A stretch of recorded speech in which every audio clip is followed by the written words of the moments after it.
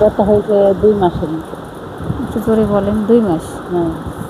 তো এখন এই হিজামার এই লাগানো এই ব্যাপারটা শুনলেন কোথা থেকে, নাকি জানতেন নিজেই?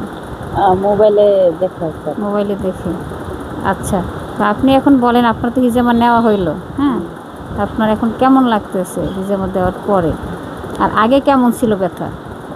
আগে অনেকটাই ছিল, এখন অনেকটাই কম আছে। অনেক ব্যথা ছিল বেশি। হুম। তো এখন হিজামা লাগানোর পরে কেমন লাগতেছে? এখন কম লাগতেছে না। অনেকটা কম লাগতেছে। হুম। আলহামদুলিল্লাহ। আর হচ্ছে শুনে আসলেই ভালো লাগলো, যখন একজন রোগী সুস্থ হয় তখন আমাদের এটাই হচ্ছে হ্যাঁ। স্বস্তি। তো আপনি এখন বলেন, এই যে হিজামা আপনি নিলেন, এখন হিজামা সম্পর্কে আপনি কিছু বলেন,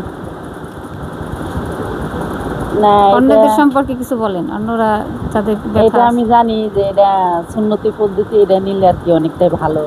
ঠিক আছে, শরীরের পক্ষে অনেক উপকার, অনেক ভালো। আচ্ছা সেই কারণে আমি আসছি। আচ্ছা, ধন্যবাদ।